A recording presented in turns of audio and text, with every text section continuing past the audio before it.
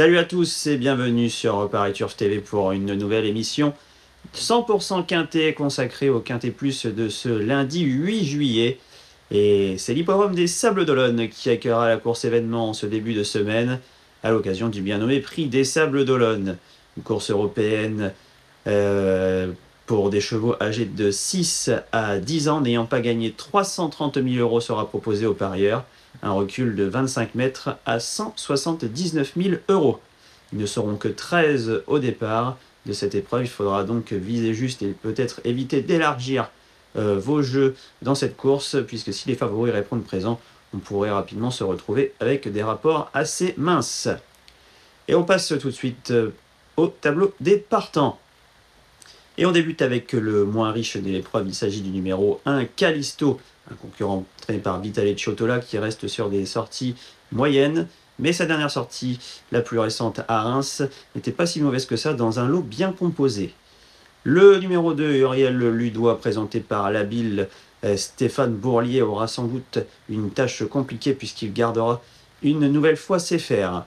Le numéro 3, Kimidi Quattro, s'est révélé sur le sol français la saison passée. Il a peu couru cette saison, seulement 2 fois à l'étranger. Il devait courir il y a quelques temps à Vincennes, a été déclaré forfait. S'il fournit sa meilleure valeur, il devrait être dans le coup. Le numéro 4, Donizetti, associé à Mathieu Mottier, reste sur des sorties très moyennes. Avant le coup, il constitue un outsider. Le numéro 5, Harrison Duplessis, est en revanche un choix prioritaire. Il est revenu au mieux et devrait lutter pour la victoire. On en reparlera un peu plus tard. Le numéro 6, Gasoline, a été absent depuis un peu plus de 2 mois. Il a repris de la fraîcheur, mais avant-coup reste un outsider. Le numéro 7, Ortino, est un concurrent bien connu. Il est très régulier mais n'a pas de marge. Il lui faudra un bon parcours pour prendre une place. On passe ensuite aux 25 mètres avec le numéro 8, Fascinoso de Loup, concurrent beaucoup plus couru sur la selle qu'on devrait pouvoir écarter sans risque. Tout comme le numéro 9, Falco des Rochers, qui semble bien loin de son meilleur niveau et qu'il faudra envisager en bout de piste. Le 10, Girl de Bassière, a de solides références et 2 parcours dans les jambes.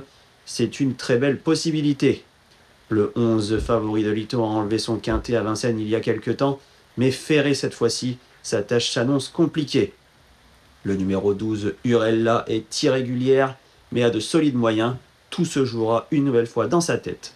Et on termine avec le numéro 13, Heading Référence, un concurrent désormais âgé de 10 ans qui n'a rien montré en 3 sorties cette année. Sa tâche s'annonce bien compliquée s'il n'accuse pas des progrès cette fois-ci.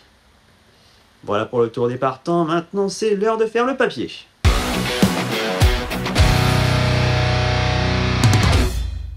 Vous l'avez sans doute deviné lors du passage au crible des différents partants. Mon préféré pour ce Quintet Plus de ce lundi au Sables d'Olonne, du numéro 5, Harrison Duplessis. On va le retrouver tout de suite dans une course de référence. C'était sa plus récente sortie le 21 juin dernier sur l'hippodrome de Paris-Vincennes où il s'est remarquablement comporté. Vous pouvez le voir sur ces images. Après avoir fait pas mal d'efforts, il se montrait très accrocheur jusqu'au bout pour conserver la 2e place, tout proche du lauréat Favici Pasmaric. Cet élève de Philippe Boutin est revenu au mieux après avoir bénéficié d'un break en début d'année. Son jour semble désormais plus proche que jamais.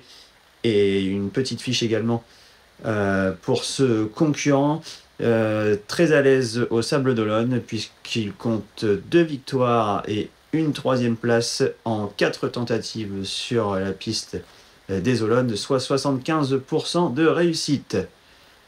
Il ne sera pas dérangé par un retour sur un parcours de tenue. Et avec Éric Raffin, il semble avant coup constituer une base solide pour vos jeux. Mon deuxième concurrent dans cette épreuve, j'ai retenu ensuite le numéro 10, Girl de Bassière. Cette jument présentée par Cyril Chenu a maintenant 2 parcours dans les jambes après avoir bénéficié d'un peu de repos en fin d'hiver. Elle a couru dans des lots beaucoup plus relevés au cours des derniers mois, est à l'aise sur les profils plats. Avec un bon parcours, elle devrait finir fort et venir lutter pour l'une des 3 premières places. J'ai ensuite accordé du crédit au numéro 12, Urella. Cette pensionnaire de JMB Elle n'est toutefois pas l'assurance tout risque. Je vous invite donc à la retrouver lors d'une course des références qui remonte un peu, puisqu'il s'agissait d'un succès le 15 mars dernier à Enghien à l'occasion du prix de Pierrefitte-sur-Seine. Vous allez donc voir lors de cette course référence qu'elle peut vraiment rivaliser ce lundi en pareille compagnie, puisqu'elle devançait ce jour-là Harley Gemma, qui a depuis fait de la route, ayant remporté une course toute proche des groupes il y a quelques jours sur l'hippodrome de Vincennes. Elle n'est certes donc pas facile à saisir, mais assurément la pointure d'une telle épreuve si elle s'élance sur la bonne jambe. D'ailleurs, son pilote de ce lundi, Nicolas Bazir, nous invite à la racheter. Dans un bon jour, sa place est dans les 3 premiers. Mon 4e préféré pour cette épreuve se nomme Kimi di Quattro et portera le numéro 3. Petite fiche pour évoquer la candidature de ce concurrent. Une stat qui joue en la faveur de l'élève de Marcus Svedberg, puisqu'en 8 tentatives sur le sol français, il s'est imposé à 4 reprises et a pris 2 accessites, soit 75% de réussite dans les 3 premiers. Certes, il a sauté un engagement il y a quelque temps sur l'hippodrome de Paris-Vincennes, ayant connu un petit contretemps, mais son mentor nous indique, dans les interviews effectuées par nos confrères de Paris Turf TV, qu'il a bien retravaillé depuis. En tête, c'est donc une belle chance théorique. Et pour conclure mon pronostic de 5 chevaux, je vais rajouter un petit outsider avec le numéro 1, Callisto. Si l'on regarde sa musique récente, on n'est pas forcément attiré par ce concurrent. Il n'a pu que bien figurer sans pouvoir intégrer le podium pour le moment sur le sol français. Mais sa dernière course à Reims est loin d'être mauvaise. Déféré des 4 pieds cette fois-ci, il est capable de brouiller les cartes à belle cote.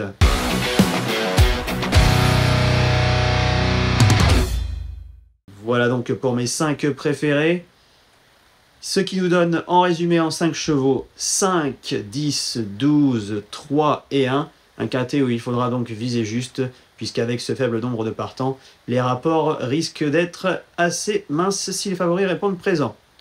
On termine l'émission avec un petit conseil de jeu. On reste au Sables d'Olonne ce lundi. Et je vous conseille de suivre dans l'épreuve d'ouverture le numéro 9, Lily Margot. Elle m'a beaucoup plu lors de ses débuts victorieux à Lens. Elle dépend du redoutable entraînement d'Alain et Arnaud Chavat. Si elle répète cette belle course de début, elle peut doubler la mise, malgré la présence d'une autre bonne pouliche au départ qui a remporté sa course de début, le numéro 8, entraîné par Enzo Lelièvre. Pourquoi pas faire un couplet si vous avez touché un petit peu avant dans les autres courses des autres réunions de la journée. Voilà, avant de conclure cette émission 100% quintet pour ce lundi, je vous rappelle que vous pouvez vous diriger vers le site de pariturf.com, mais également vous abonner à la chaîne de Paris Turf TV pour retrouver les interviews et différents contenus exclusifs de la chaîne. Merci à tous et à très bientôt.